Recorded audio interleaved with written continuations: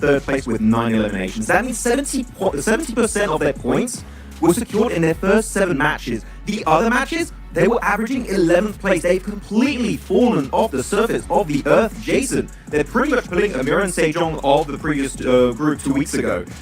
And I'm not going to lie, right now, with the teams of Thundertalk Gaming, 4MV, Rangam Karabra, Team Liquid stepping up significantly on day 3, D+ Kia might be the first team to actually fall out of top 3, so they need to step up big time today.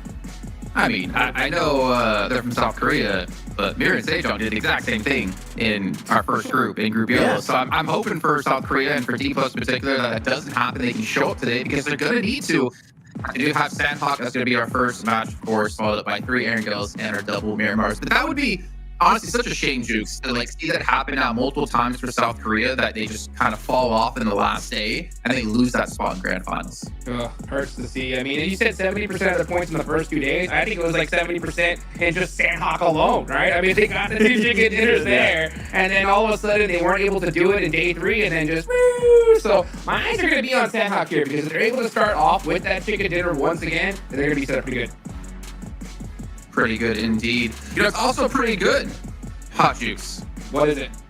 Just gonna pull out my Infinix GT20 Pro. As I can see, I got a nice little welcome back package in PUBG MOBILE. I'm gonna fully open up everything because it's trying to make me go play the new game mode, which we'll touch on in a little bit of time. 20 FPS, 140 Hz, AMOLED screen. What is that? Jason. Oh my gosh, it is Jason. It's a great wallpaper to have, man. It's a great picture. Hey, do the pose. Do the pose, Jason. Do the pose. Do the pose. I'm not some monkey, okay? You're not Frieza. You can't tell me to dance, little monkey. But what I can do is make Max do the rest of these callouts. Enjoy, Max. Go follow also PUBG Mobile Esport over on social media. You got YouTube, you got Instagram, you got Facebook, you got the TikTok, as Jason likes to call it. It's a good time over there, and especially you got to go and scan the QR code. You can go follow it. It's very easy. That's what I do because I'm very lazy. There you go. I don't know. You're not done, Max. There's 2 more. What else? And you can also right now get your tickets to head on over to London and have a good time with us right now, and especially bully Jason alongside me because he's being very mean to me right now. But yeah, go check out to get your tickets because you know what? With all the teams that qualified, it is going to be a good old time over in the good old UK with John Allen and Blank.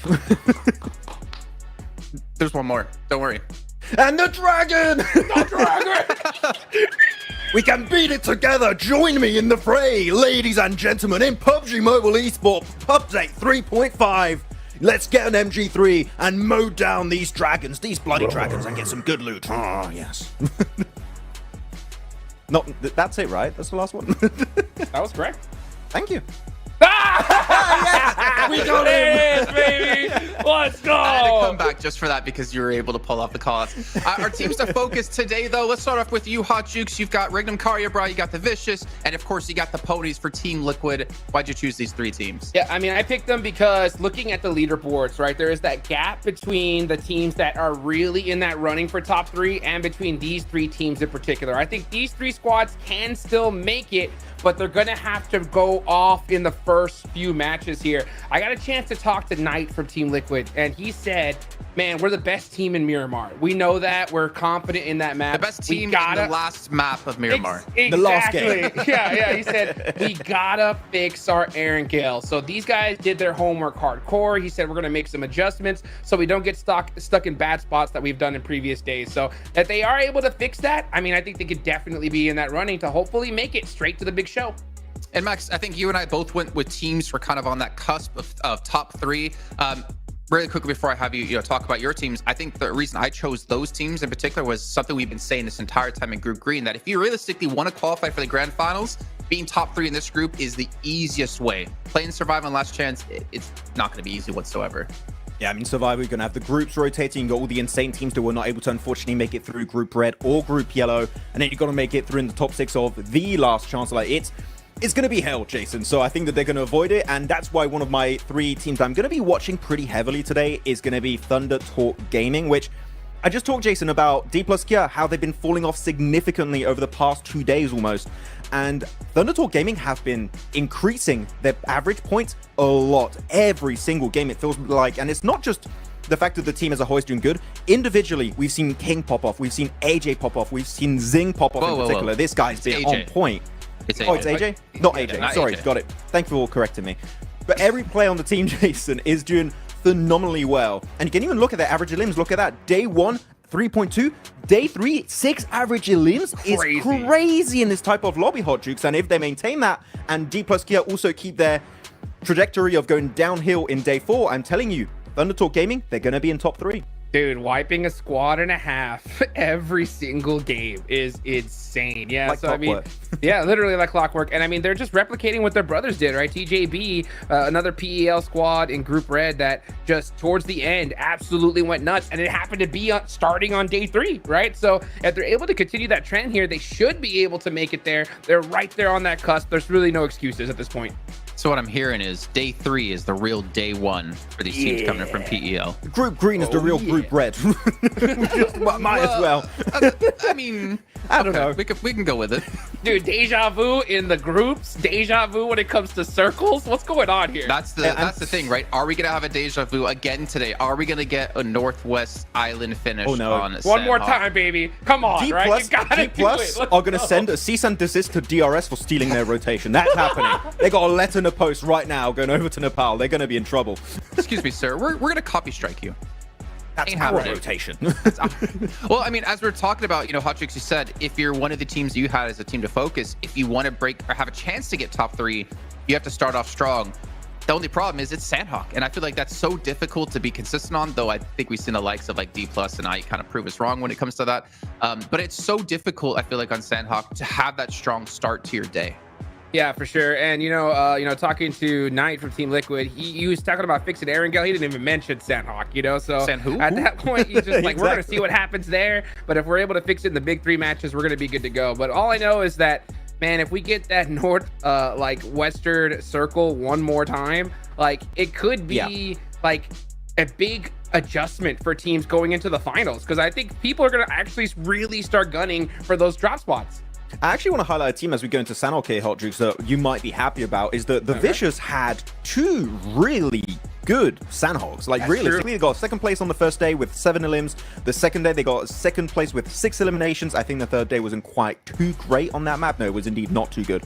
But nevertheless, they still are able to reach that late game quite consistently, right, when it comes to these Sandhawk games. And if that could maybe be the good start to the day for them, then guess what? They're going to be able to maybe jump over the Liquid above them, maybe even above Regnum Karabra, and maybe catch up to 4MV, which currently they are a team that you do have a little bit of a separation between 5th and 6th. So that could be a big catch-up game for the Vicious if they can start off strong with this Sandhawk match. Sneaky. But correct me if I'm wrong, but when I look at a team like the Vicious, they haven't had those like pop-off games necessarily. It's just kind of been consistent under the radar play. We're not seeing like massive amount of eliminations. And for them to catch up to top 3, I feel like they almost have to have a pop-off day. So we're going to find out. Go ahead, Max. How did I say it? You're the host now. You're the host now. Okay, well, with that said, we're going to go into our last Sandhawk of Group Green, ladies and gentlemen. Get ready. It's Sandhawk o'clock, and we're going to send it to John Allen and Blanky Blank. Come with us now on a magical journey to Hartin. The plane's going to start to head over there. We'll see if the circle does too for match number 19. It's the last lap around the jungle. It's time to get stuck in. Are we about to do a journey through time and space right now? Ooh, I think we might do. We might be, because this will be the last chance, the last time to get into that top 3, to get into the survival stage. You better make space inside the lobby if you want to take on these other squads, because we are over to Sandhawk, which has been predominantly very difficult for Group Green. It has caused a lot of problems so far. A lot of teams struggling to get where they want to go. Brute Force, who love this map in the past at least, have become the greatest of haters of this map so far, I would say. It's pretty terrifying when you always have to cross the bridge near Hartin late into a circle. It's basically just not. It's impossible. It's not going to happen. They love it when it goes to Tap Mock though. That in general has been historically an incredible I think Cow performance from Circle. Brute Force. You think Cow Circle? You think Cow and Tap Mock? I'd be on board. I'm calling Cow Circle right now, big time. Okay. And then what's going to happen is Brute Force is just going to annihilate everyone. Then they're going to go on this crazy spree today. And then by match 6, they're going to be, damn it. It's not going to Hartin. Let's go down southwest though. Maybe a little bit of trouble over the Pioneer crossings. Maybe. I mean, it's a much more kind circle. I think teams are pretty okay with this type of position on the map. It's not bad at all. I mean, crossing the Painan River, it's not bad. It's really not bad. You know, there's a lot of positions to do it. You can rotate through docks, Camp Charlie. There's loads of areas you can move through. And this means for the first time in the 4 days we've been in Group Green, teams will be able to loot. They'll actually be able to just loot. Wow. What? I don't know if that's allowed. I don't know if they are prepared for that. If they've hadn't just stratted out all of their Northwest Island rotates. You're right. But we are also privileged to perceive it. We shall have a good old look at what these teams are able to achieve with these rotates when they decide to enact them fully looted, suited, and this brute force, which I don't think anyone saw coming. I think that my thoughts going into this tournament was either brute force does terribly or they win everything. That's typically how brute force operates, which is fair enough. They Didn't are Hot still Juice have brute force in his top 3? Or was that RCB? I'm not sure. Someone had brute force in top 3. I have to go back and check. I don't know. Let's find out for me. Here's the performance from day 1 to day 3. Average eliminations at 5.7. That's hefty. That's actually the fact that it stayed around about that number is also surprising. I mean, they're 5.5 on day 3. So, I mean, the majority of that implies that day 2 in general has been 4MV's massive weak point, and that plays into what we were seeing from them. They had their one massive game day 1, right, where most of those average elims came from, let's be honest, and then day 2 just kind of evaporated as they did with the rest of day 1. Yeah, so massive downturn in performance. Weird stat though to show. It's like, 4MB's been really good, but we're not going to show you their horrid day to compare. That would make it look like they're incredible. If they were holding those averages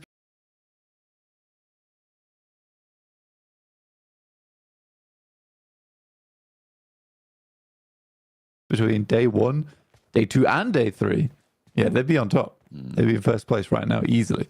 It was 7 who had brute force. Yeah, 5.5 average is crazy. Yeah, I mean, fair play to 7.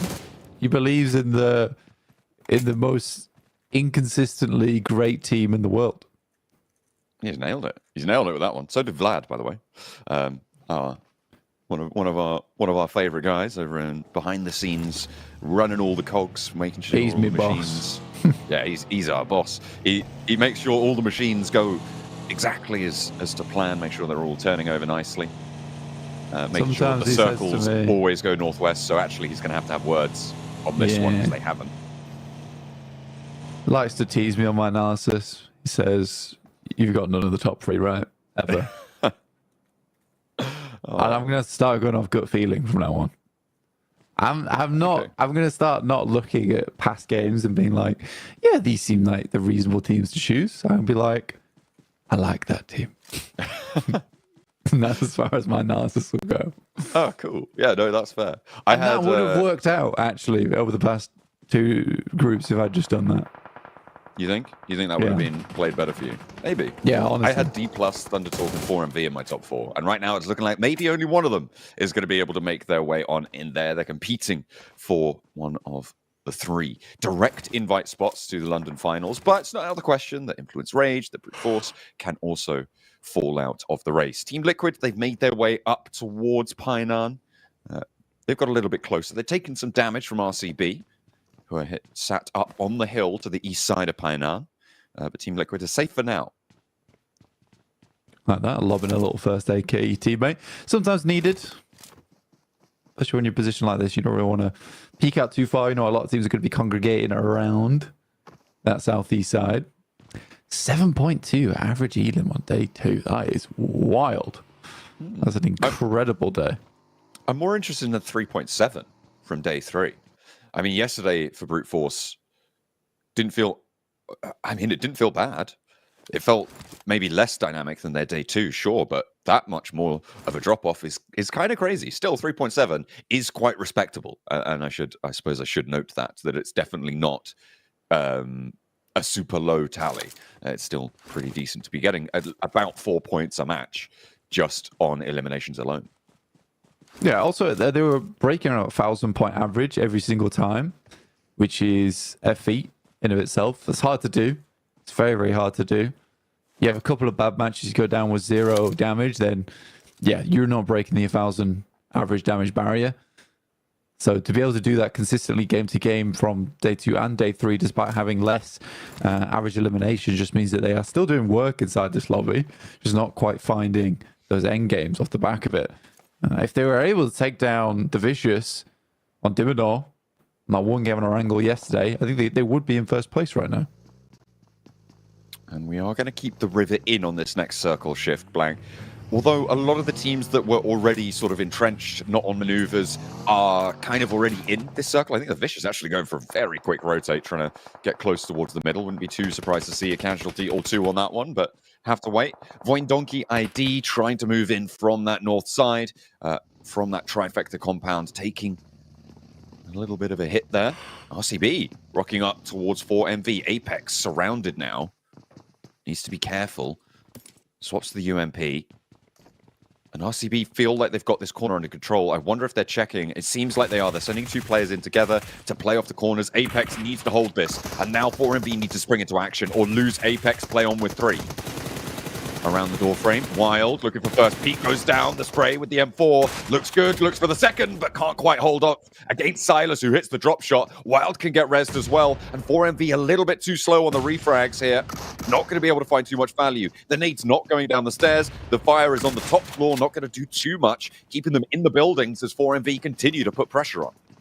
Apex just sat there like, where team? Please, help. Does get the initial knockoff. There was a lot of time for the rest of the teams to regroup on this. Unfortunately, there has been some reses coming through, and 4MV has to back it off. Not a great start for them. Though for RCB, they have been tried and tested over in Painan multiple times, going against Virtus Pro, who harried them in this position multiple times in the past. The big thing that's happened, they understand this. Sorry. The big thing during this fight is that Team Secret used this opportunity to get across the river, and now they're in the south side of Painan, Blank.